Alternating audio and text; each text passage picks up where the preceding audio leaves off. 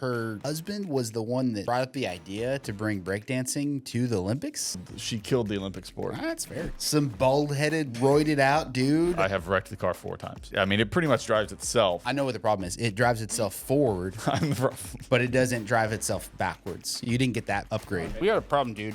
My shirt is looking like Alex over here. Real deep V. I've got some thoughts for DIY chick. You were wrong. 2 bodies were found in his trunk when he stopped by. Holy cow. How many people do you think we've spoken to about purchasing a home have murdered someone? Probably 2. I think at least. And I've got a few suspects. Today is our year anniversary when we officially started this branch and started moving. So survived a year. Yes. What's up, y'all? It is the Lending Bros. I am CJ. This is Shane. What's Sharp, up? otherwise known as Needle Sharp. Needle Sharp. But no, so this is episode 5? 5-ish. Is that right? 4 or 5? 4. Yeah. 4 feels right. 4.5. It's episode 4. Yep. Of the Lending Bros podcast. How today is Thursday for those of you listening. Spoiler alert. How's the week been? It's been good, man. Kids started school. It's been a huge distraction. Wow. And What grades are they going into? Mason is are they in middle school. And wow, 6th grade or yeah, 6th grade. Okay. I had to think about that. do they do? Because I think when both of us were in school, they did 6th through 8th. But Yeah. I've heard that there's some like 6th grade campuses now. Is that a thing? That is a thing. Yeah, I think. Or maybe it's I don't know. Yeah, I'm gonna say yes. I know Louisville High School has a 9th grade campus. As a 9th grade, that's super common. I think you're just making up the 6th grade campus thing. I don't think that's the thing. You could be right. Yeah, it's 6th, 7th, and 8th. I know for 6th grade orientation, they had at the school, every single seat in the bleachers in the gym was filled up. So I don't know how they fit 3 times that number of people there. Yeah, that is wild. Blows my How many people were in your graduating class? I want to say it was like 800 or 900. Yeah, I think we were 1,100. Yeah. Which was the biggest at the time. I'm sure it's done nothing but get bigger.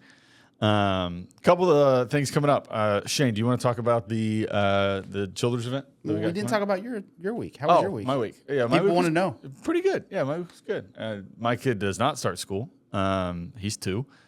They'll get a raise in 3 years. I will get a raise in 3. I will get a large raise in 3 years. I'm counting down. Yes. But yeah, it was good. Pretty normal week. Good. Nothing really to write home about. So I need your prayers. I have a lot of family coming into town starting today. Are they staying with you at your house? No, absolutely not. It's never an option. But you'll have one extra bedroom, right? Yeah, technically, we have 2. One's a workout room. Okay. For that exact reason. And then the other bedroom, since the family's coming in town, is your office. You're telling them there's no room. Yeah. For sure. You're a smart man. They don't even ask anymore. They've learned. They just know. Okay. Events coming up. Yep. So I can think of one. I can't think of the other one. One event that we have coming up on August 29th is David Childers from Keeping Current Matters is coming in. Yep. I'm a huge Keeping Current Matters fan. And he's come in, I think the last 2 years. We went through last year when we first joined Benchmark. Yep. And for first year with Benchmark on there, or as branch managers with Benchmark. And he was incredible. I took like 4 pages of notes. Yeah. Shared that with tons of people and got. So for the people who don't know, David Childers, I feel like better than really anyone that I have seen. Analyzes numbers and analyzes trends in the real estate and mortgage space to see what has happened and what is coming and what to expect and things like that. So it is a very data-driven conversation. Yeah. But he comes up with a lot of insights based on data, right, and not just based on what you saw on a Tom Ferry video. Right? Although I am a Tom Ferry fan. That's Ferry. Not a shot at Tom Ferry. Shout out Tom Ferry. I'm offended by that comment.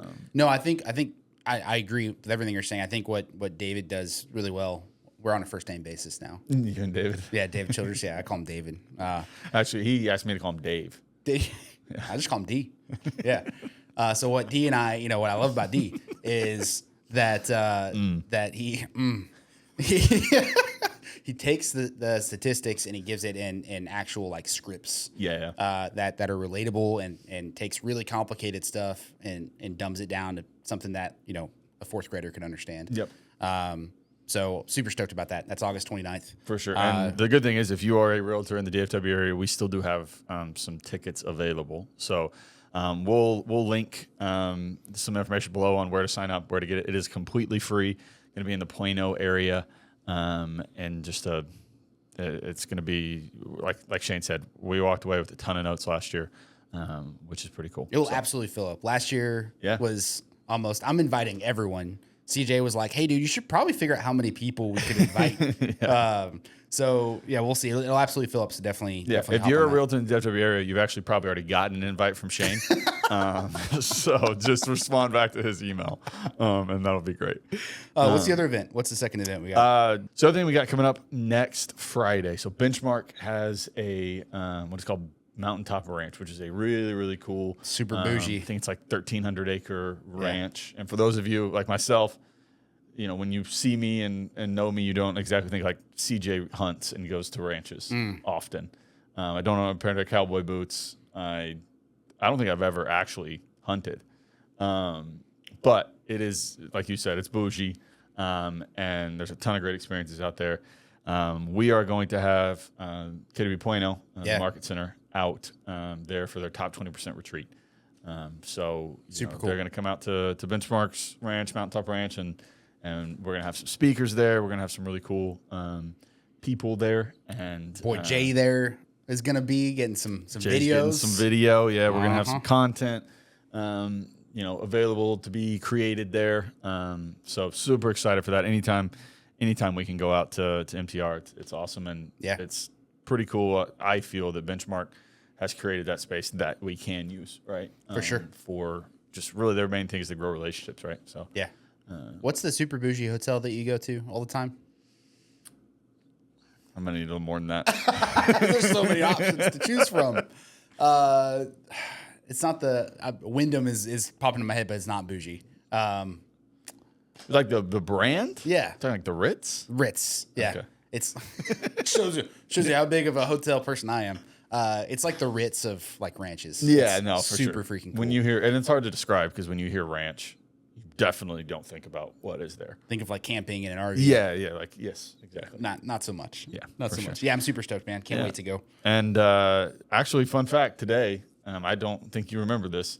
Today is our year anniversary of when we officially started this branch and started moving. So survived a year.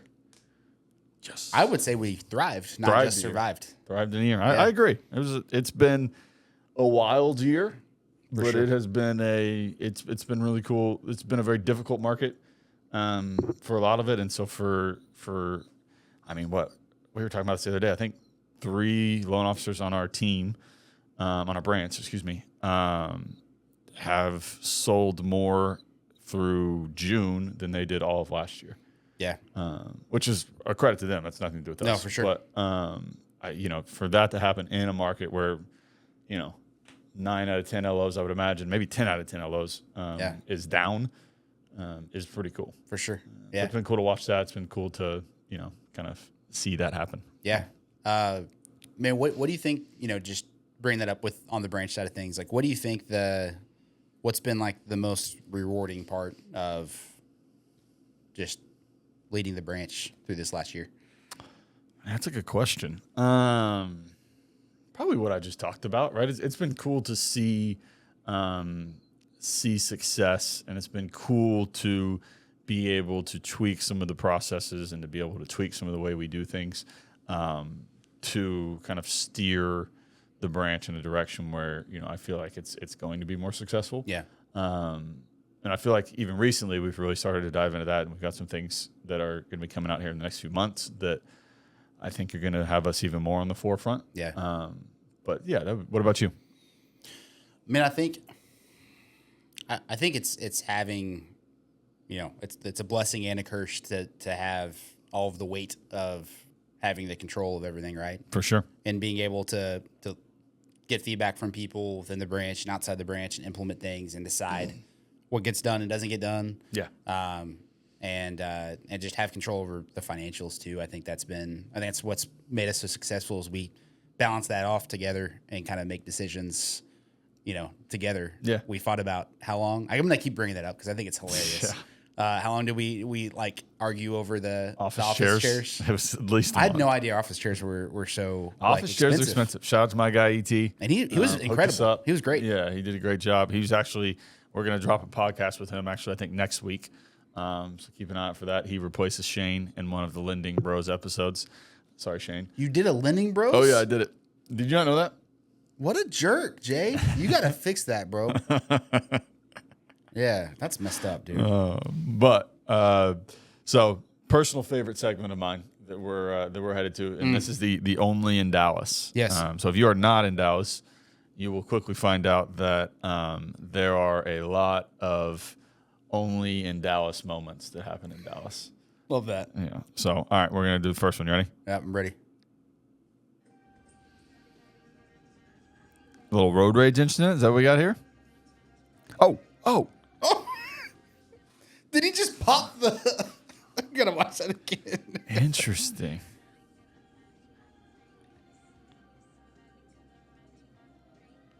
Oh, he broke it. It's broken. Yeah, he broke it. You think you can claim that on insurance?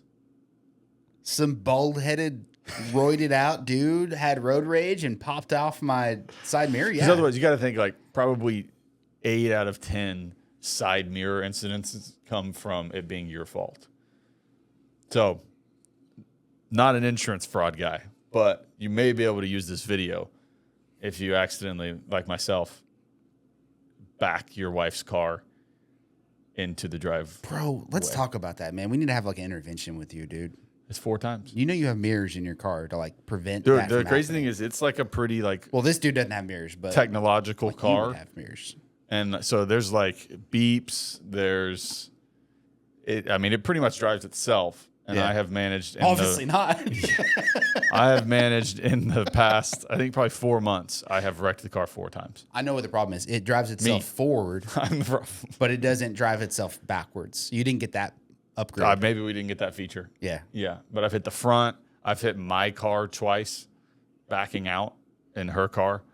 Wow. And I'm apparently not, but I would say I'm a good driver. Yeah.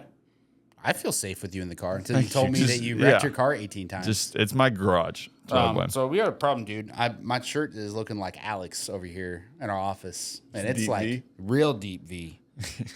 Why didn't you tell me, Jay? Like my shirt, dude.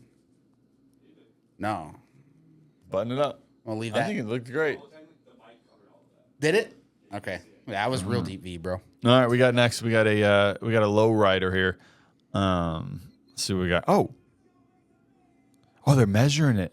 That's a thing. I didn't know that. Oh, but It's El Donkey. that can't be good for Like the donk. for the fender.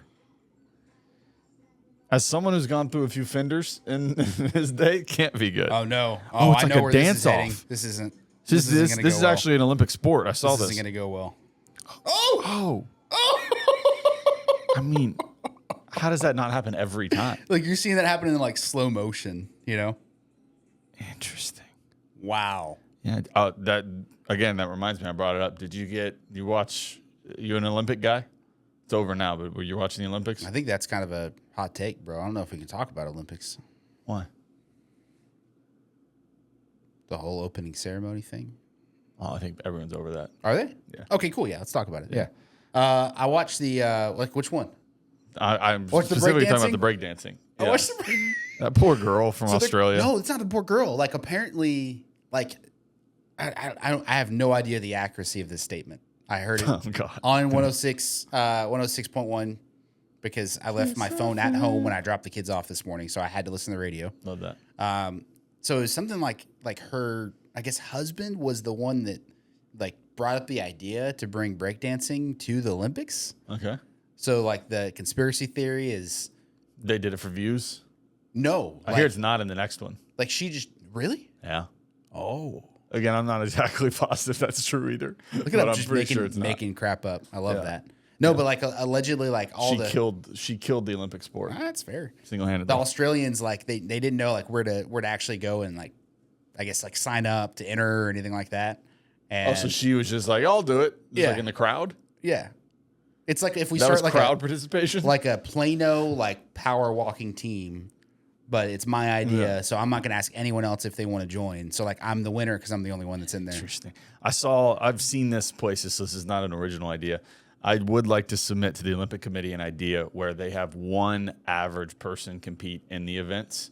Dude, I love that idea so much. The dichotomy there. Yeah, and it's random. Like you don't know. You're just in the crowd. Like, yeah, it's you. Oh, in the crowd. Yeah, it's like The Price is Right. Yes, exactly. Come on down. Yeah, I don't know if they do that anymore. All right, here we go. So I didn't realize this. So apparently, there is a fake plate epidemic happening in Dallas, Texas. Love that idea. So, and here's an example of what you run into here. Yep. Looks pretty legit to me. Yeah. No, it's not. What the fuck? Wait, is it the same? I didn't look. Am I tripping? Oh. They have the exact same fucking. The same license plate? That is crazy.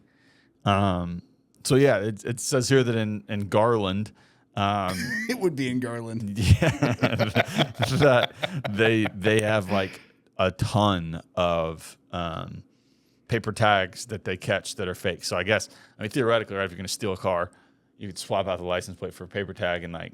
But now here's the problem. Now they're on often? you. Now they're on you. I said if you were going to steal a car. If one was. Have yet to steal a car yet. Hypothetically. But yeah. Yeah. So yeah, that's I didn't. Did you know that was a thing? Is it just to not pay tolls? Maybe. Well, I think maybe that's I didn't think about that. That's probably some of it. Tolls are so expensive. I think some of it is like they're hot cars. Really, you think they're all stolen? I don't know about all of them, but like I would imagine that's the main purpose. Is it because it's Garland? It's messed up, dude. You just No, it assume says all the cars in Garland are stolen. DFW. Like if you look, look at you see the photo on the next one. This thing right here. I mean, that's 10, 15, 20. That's 40. 42. And that was one day. It's a one-day operation. The number's actually in the title. You don't have to count it. This is police sees 42. What was the number I said? Was I close? You said 40. Okay, it's on the title. Okay, but that's actually pretty impressive that I got that close. Super impressed. Yeah. So yeah, again, no expert, but I would imagine a lot of those cars were stolen. Or to your point, I think it's actually smart too. Not smart. That's the wrong word. I think that's also big advocates for fake license plates here. That's a way to not pay tolls for sure. It's a good way to probably go to jail too. Oh, pretty for quick. sure. Yeah, I would think it's got to be illegal. Yeah, that's crazy. All right, so we're going to transition to the Reddit stories. So this one's title is "Anyone See a Clear Class Divide with Millennials?" So it said, "Not sure if other generations had this same issue, but I keep seeing posts about people barely able to afford monthly payments on homes with 6 to 8% interest rates. In my mind, it is crazy that something as seemingly arbitrary as a 5-year difference entirely predicts whether you will live comfortably or barely scrape by. Seems there is a serious class divide for millennials based on this. I am fortunate, and I entirely recognize this. My wife and I purchased our home in early 2019 for a price that was scary at the time. This same house has appreciated nearly 65% in 5 years. We refinanced the mortgage down to 2.25 by 2021. My colleague in a similar financial position to us purchased a much smaller home than ours for the same as we paid in 2019 and has a mortgage payment that is 150% more expensive. Less house for more money. I know timing has always impacted people's financial decisions, but it is crazy how two people with similar incomes can be dramatically different positions. This same logic can also apply to other large debts, such as cars, student loans, depending on when they originated. I really think the class divide with millennials will be more apparent as time goes on. Gen Z is probably more on the losing end than we are. This whole discussion also doesn't begin to address people who rent or have smaller incomes and can't scrape by. I don't know why, but I can't stop thinking about how lucky we are compared to others. Purchase timing all seems so arbitrary, but has a crazy impact on the entire financial picture for many years to come. Edit. I see a lot of people saying this is a universal problem, not a millennial problem. I think this is true, but it also ignores the fact that millennials are largely on both sides of the spectrum because we either bought a house in the last 10 years or are buying now. Previous generations likely had homes or had equity to bring over. Younger generations largely didn't have the opportunity to buy between 2010 and 2019. What are your thoughts? Man, there's a lot to unpack here. I mean, it's definitely... I think it's all relative. I think I want to lead with this. It's all relative. Typically, when interest rates are high, the market's also doing well, right? Yep. So whether you have your money in real estate or you have your money in the stock market, it should kind of balance out, right? Like in theory. But then we also know that, the most wealthy people in the world either have the majority, if not all of their wealth through real estate, right? Yeah. And there's a reason for that because real estate increases in value and it's a Yeah. great investment. So that same kind of argument could also make it kind of cost prohibitive to get into it. I think that's what they're seeing on there. So, man, it's definitely a different conversation when you're talking to a first time home buyer. Yeah. And when I first got my first house was $165,000 in Flower Mound. It was a 4-bedroom house. Yeah. This is 11 years ago. Yeah. 10 years ago. So You still have it? What is it worth? still have it. It is worth $425,000 today. It's crazy. Yeah. So but that same conversation, it's not the most awesome home ever. Yeah. It's an old home. It was built in the 70s.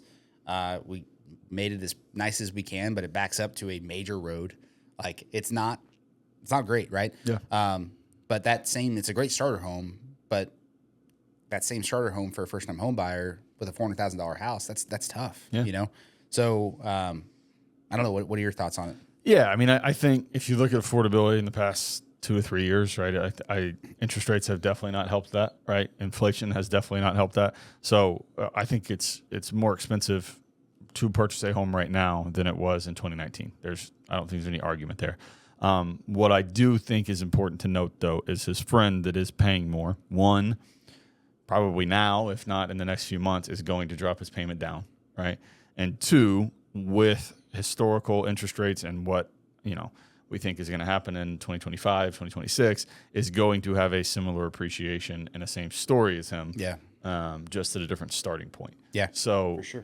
I think it at no point, or very few points in history, I should say, does it not make sense to find a home that is within budget and purchase because, there is not a safer asset, over the past 80 years that appreciates and goes through building wealth. It's just your friend started at a different point than you, but that doesn't mean that he's not going to end up there as well. You just got a 4-year head start on him. Really anything. If you would have put $50,000 into the stock market and, in 2019, that same exact thing happened, right? And he puts it in 2024, you're going to have a head start on him. That's kind of how that works. For sure. So I agree. It's interest rates in the past 2 years have made it harder for people to afford homes. I think if you're a first-time home buyer or any buyer, that's why you really need to figure out your budget before finding the house. Yeah. Because I still run into that with clients, right, where they talk to me too late in the process, they've fallen in love with the house, and so they want to stretch. Whereas if we would have talked before, you're able to put your financial picture right into a home and not vice versa. Yeah. So that's kind of my advice. I agree, dude. I wanted the way I kind of look at it is I had to look up the price because I had no idea. Apple stock is $224 today. So shout out to Apple, right? They want to endorse us. Yeah. Gave us some stock for first Apple product, right? First time for everything, yeah. So if it's $224, if I'm investing in the stock market, would I not invest in Apple because the stock is $224? To me, that has nothing to do with the investability of a stock, right? For sure. It's what do I think the rate of return is going to be on that stock? Exactly. And the appreciation is going to go on a percentage of the actual value. So I think that's kind of where we're at with homes. Homes historically appreciate 3% per year.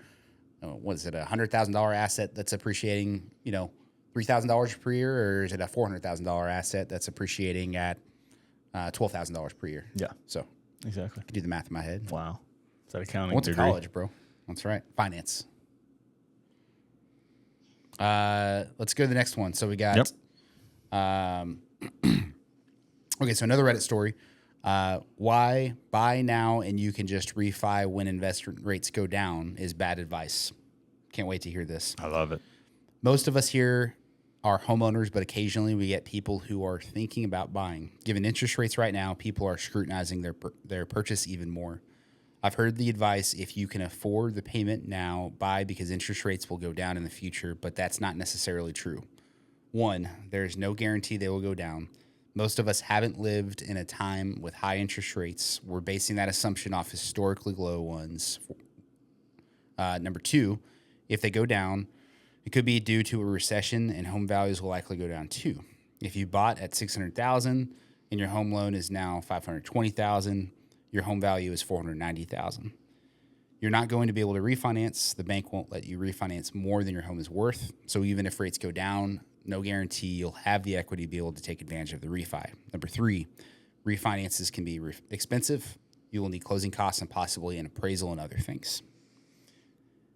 How many times have you had this conversation with friends and family? A lot. I've got some thoughts for DIY chick, and I want to say I don't think it's necessarily her fault. I think our industry and really the world, I guess, does a very poor job of education on stuff like this. Yeah. And I think a lot of this is kind of fear-based, which I understand. But first off, if you notice, this was from 10 months ago. So if we look at number one, you were wrong. Rates dropped. And I think... Wait, what happened to home values from 10 months ago? Yeah, home values also went up. But yes, there is never a guarantee in anything. But I think what is always important to know that and she said it, right? If you can afford the payment now, buy, and it kind of ends there, right? Like, yes, there is the added benefit of interest rates dropping and you lowering that payment. Correct. But if you can afford it now, you're going to get the appreciation. You're going to get, everything, the equity buy down, or the principal buy down, everything, right? So that's one. Two is just, again, wrong. There's been one recession where home values have gone down, and that was in 2008 because of the housing crisis. Home values do not decline in recessions. Can I say one more thing on number one? Please. There's never a guarantee that anything will happen ever. I think that's terrible logic. There is a extremely high likelihood. Yep. There's a high statistical number that interest rates will go down. Yep. Why? Because inflation does have to come down. If inflation doesn't come down, and if we don't continue, the definition of a recession is 2 negative GDP quarters, meaning, oh yeah, that's changed now apparently because it's convenient to change it. But when I went to school, when I got my education at UNT, they defined a recession as 2 negative GDP reportings on there. So at a certain point, the inflation does have to come down. Yep. And when inflation does come down, all factors lead to interest rates coming down. Yep. And I've heard a million different arguments against that. I love them. They're all wrong. Yeah. It's statistically going to happen on there. So go ahead and number two. Yeah. And two, her whole thought on that is if you have a recession, home values are going to come down. If you look, the only thing you can do, right, to your point, there's no guarantees in anything in life, right? The only thing you can do is look at past recessions. And again, in 2008, home values did decline because the recession was pretty much fully because of the housing market. So, specifically predatory lending. Exactly. If we could do a completely separate podcast, maybe we should, on the differences between today and 2008 in lending, right? Yeah. But so if we throw 2008 out, home prices still continue to increase in a recession. So that is factually inaccurate. And then I think other than like the Great Depression, and maybe we can throw up I'll shoot this graph over to Jay, but I remember seeing something where other than 2008 and other than the Great Depression, 100 years ago, or whenever that was, home values have actually stayed the same or increased during recessions. Yeah, exactly. There's always a large spike afterwards. Yeah. So again, still wrong. Because you also look at, what if you think of how to get out of a recession, right? If you think of how the Fed thinks of how to get out of a recession, it is to make things less expensive. Yeah. And so to drop interest rates. And so pretty simple supply and demand, right?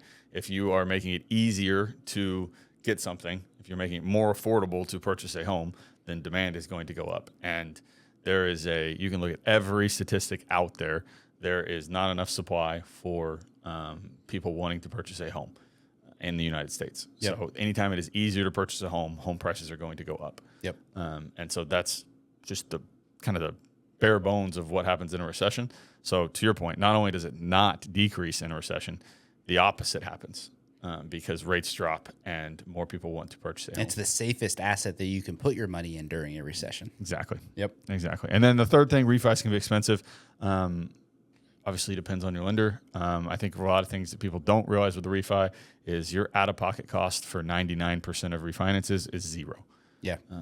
Refi differs from a purchase, where in a purchase it has to be paid by you, and a refinance it can be rolled into your loan amount. So now, always important, you don't want to just load up closing cost with a refinance because it's going into your equity. Yeah. But if you get with a lender, if they have lender credits or can reduce costs or things like that, or there are times where you can do a refinance and increase your loan amount $0. Yeah. So that's again, that one's she's 0 for 3. Really good record on there. Yeah. And actually with the refinance on there, there's absolutely costs, and I think it's really important to take those into consideration when you're doing it. It's definitely not the only thing though. It is something when we go through and we consult with buyers, something that you and I both do, I know for a fact, is we look at, okay, what is the break-even point from the actual costs associated with this? Even though there's zero out of pocket, and some lenders take advantage of people that are not educated in that, it's still a cost. We still need to address it. So what's the break-even point? I had a buyer that they were saving their interest rate about 0.5%. Their break-even point was 50 months because they had a really low loan amount. So there wasn't a huge monthly savings. Yeah. So it did not make sense because they were only going to be in the house for maybe a couple years. But when we ran it through, they actually were able to take off 6 years off the loan by reinvesting that savings back into the mortgage. Yeah. Or they could invest the money into a index fund, and they could make $40,000 in the next 15 years. If that didn't do enough for them, and it didn't, they still wanted to hold off. We're actually going to set a trigger up for them for when rates get to 5%. Then it's a no-brainer. Then the break-even point is 19 months. They could pay off the loan in, I think, 14 years by putting the savings back into the house, paying zero out of pocket. Or the third option is they could make $130,000 of additional equity, additional net worth in the next 15 years by putting that, working with a financial advisor, investing that in the market. It's incredible. So I think it's also just knowing about what is important to the buyer and, the borrower. What's important to the borrower, and presenting multiple options. There's no sales. It's just, here's some solutions. Do they work or not work? Cool. Yeah. Yeah. Public service announcement. You need to be calculating break-evens on refinances. And so you need to do your best guess. No one has a crystal ball on how long you're going to be in the home. Yep. And if you are adding to your equity or decreasing from your equity, and what you are saving per month does not catch up to that in interest, then you should not refinance. Even if you have a 9% interest rate and you're going to move in a year and sell the house, you should not refinance. Yeah. Even when rates are, 5%. Yep. Now there's ways where you can kind of, get that break-even point to make sense if it's that dramatic, maybe. But a refinance is not necessarily just because rates are lower. Not everyone should do a refinance. Yeah, agreed. 100%. This is a good one because we run into this a lot. The title is HELOC versus cash out refinance. So my husband and I purchased a house in 2021 for $235,000, putting down $180,000 from a previous house sale. That's great. A year into living here, we want to do a kitchen renovation. Our first thought was to find a HELOC. Our mortgage broker doesn't offer them and encouraged us to avoid a cash out refinance and definitely do a HELOC because we are currently at 3.25 fixed interest rate. However, our mortgage company doesn't handle HELOCs. We'd inquired with a bank and are getting encouragement in the opposite direction to do a cash out refinance and a new mortgage at a fixed rate of 6.375. The argument made was that the HELOC is an ARM and we can always refinance the new fixed rate once rates go down.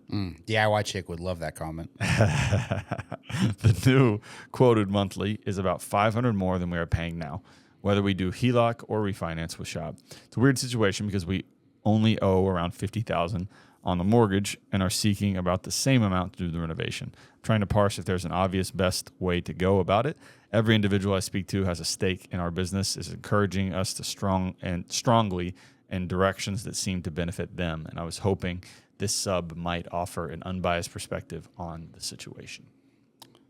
So I think this is a really good example that having the full context of what they're doing with the scenario is super, super important. Yeah. If this person had a $400,000 loan at 3.25%, I would say, dude, never touch that thing, right? Unless very specific scenarios. I would be a huge advocate of a HELOC. In this scenario, though, they're looking to do kitchen renovations. The only thing they didn't mention, I don't think, is how much. 50. 50. Well, putting down 180,000. They didn't say how much renovations they're looking to do, though, right? Yep. 50,000. They owe 50,000 on their current mortgage. Correct. And they're looking at 50,000 renovations. 50,000 more. Yep. This isn't a quiz. It's a fact. I can't read apparently or listen either. That's great. It didn't say exactly. It said seeking about the same amount to do the renovation. God, you're so smart.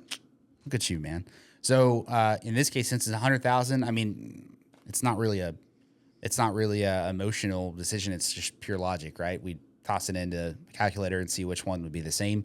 I mean, it's almost always going to be better though to keep, especially if it's only $50,000, to probably keep the current loan. It just depends on what's important to the buyer in that scenario. Yeah. If we actually offer a HELOC option that is a fixed rate, a 30-year fixed rate. Yep. So we could look at that.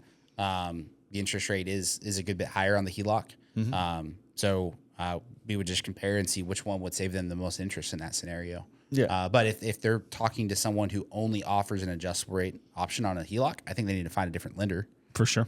And if they're talking to someone who isn't showing, it sounds like neither one of them are really showing them both options. Yep. It should be a pretty simple conversation if you see them. Yeah, and I think it's important, right, to call a spade a spade. So lenders most likely are going to make more on a cash out refinance than they are on a HELOC. Yeah. That's just kind of how comp works in our world. Yep.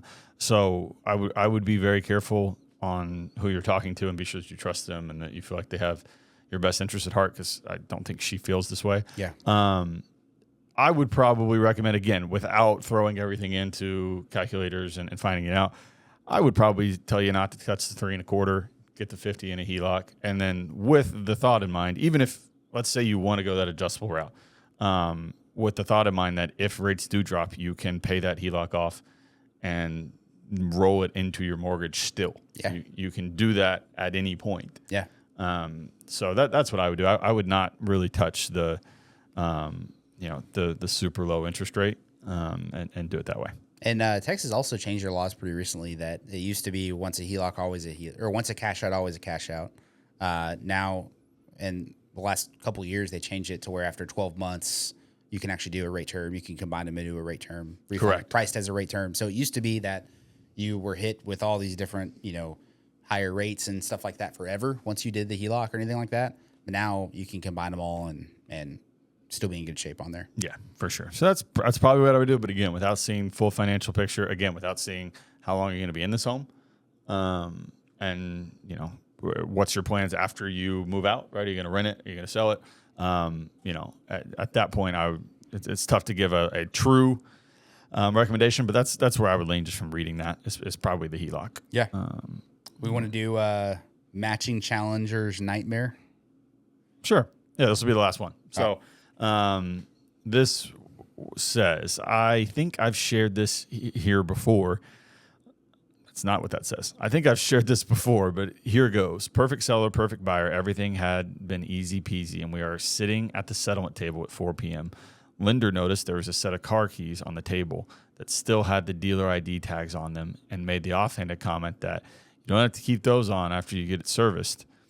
Cue stomach drop. Turns out they went out and bought matching challengers on dealer financing to celebrate their home purchase that morning. They didn't think a car loan and a house loan would affect each other since it was a different bank. Oh, man. Insult to injury, dealer wouldn't take the cars back. They ended up having to sell them back at a loss, got nailed with a prepayment penalty on the car loan, and wound up not qualifying for their home anymore. Common sense, people, it goes a long way. That's painful to read. Or you read it, actually, but listen to. I mean, yeah, we just had a loan, again, fun, really, really fun being a branch manager. We had a loan where buyer signed a letter of explanation. Fun fact, if you have an inquiry on your credit for an auto loan, it pops up. Yep. And we have to get buyers, everybody has to get a buyer to write a letter saying you did or did not open up a loan. If you did open it, we got to get the details and we got to include it in the debt ratio. If you didn't open one, you just get to sign it. Everything's great, right? Well, this buyer said they didn't open one. Come to find out, 30 to 60 days later, Fannie Mae, Freddie Mac audited the loan like they do randomly. And fun fact, they did open a loan. And they didn't qualify after closing on there. So luckily we were able to restructure things and make it work. But that almost resulted in them maybe having to sell the house because they lied on that document, right? So don't buy a house. And who buys Challengers anyways? I kind of like Challengers. Do you? But here's my thought on this. One, I don't think it is safe to assume that in the financial world with purchasing a home that anything is common sense. Not it's true. Even someone who purchases a ton of houses probably only does it 5 to 7 times in their life. All right. And this probably was their first time purchasing. Right. I think some of it is on us, right? To tell, we have conversations up front. We make our clients sign something that says, don't do this, this, and this. Yeah. And then we also have the verbal conversation of, hey, hold off on doing anything till we close on the loan, and go through that. So if that conversation was had and then this still happened, of course, right? That's on them. But if it wasn't, which I would imagine it isn't, then honestly, I think that's on the lender. Yeah, I agree. Because, it's not the craziest thing in the world to think, okay, I'm getting a mortgage from him and this is a separate bank with different cars. Like, it shouldn't matter. Like, I don't necessarily think that's common. Like, for us, it's common sense to not do. Yeah. Right. But for a normal person, I don't necessarily agree that it would be common sense. Yeah. And the other thing is, just for people, even if they had gotten away with this, to your point on the story you just told, loans do pretty often get audited. Because most of the time in the process when, a loan funds is it gets, shipped to the servicer. And oftentimes the servicer will, before purchasing a loan or after purchasing a loan, make sure that the loan that they're purchasing is the loan that they think they're purchasing, right? So DTI, everything like that. Yeah. So a lot of times, even if they knew this and they thought they were getting away with it, they may have still gotten caught on the back end. Yeah. And fun fact, that loan can be called due if it was shown that it was intentionally done. Yeah, which means you have to pay the full thing off, refinance or sell it. Correct. Because that you signed something at the closing table that says that there are no new debts incurred at the time of purchasing that home. So if they would have signed that, I don't know if they did or not, they're liable and it theoretically could have been mortgage fraud. So if you think you're getting away with it, just wait a day. Like, there's really no reason not to wait a day. All right, we got one last Reddit story here. Which one? You're reading this one, right? Yeah. So we don't have a closing table here in California. Buyer signs loan documents. They go back to the lender for review. Lender QCs quality controls and pulls credit one last time to verify employment. Once all that happens, they fund and send money to title. Unfortunately, I know where this is going. During this funding time, which could be 24 to 48 hours, up to a week, I had someone not approved because they bought $10,000 in furniture on credit for their new home. Another quit their job for a better paying job. Another was laid off, but said, but I'm still receiving unemployment.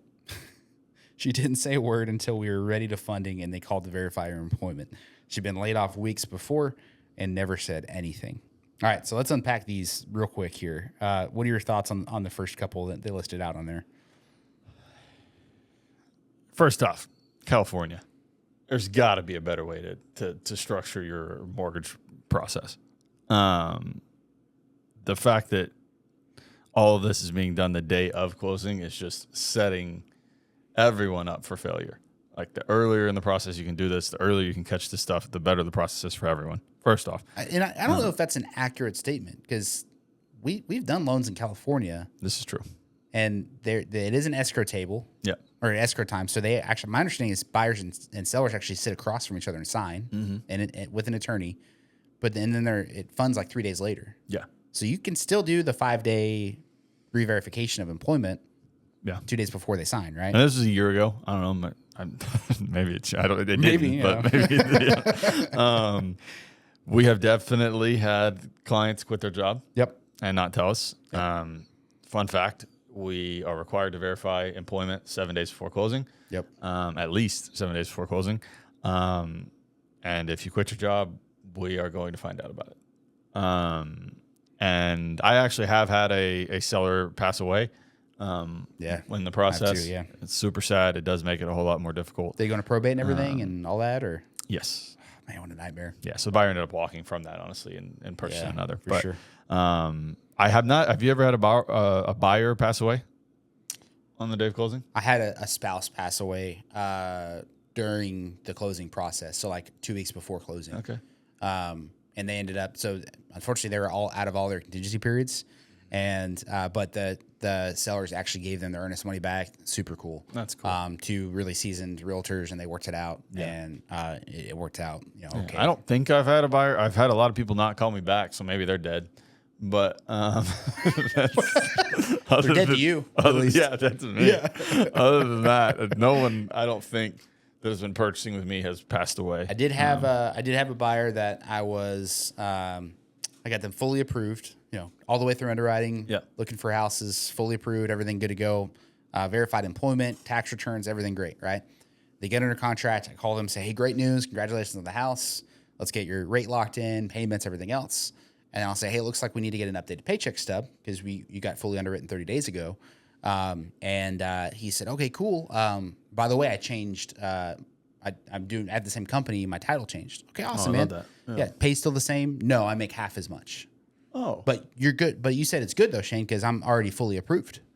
So, also fun fact: if you change your pay structure, it's quite the title change.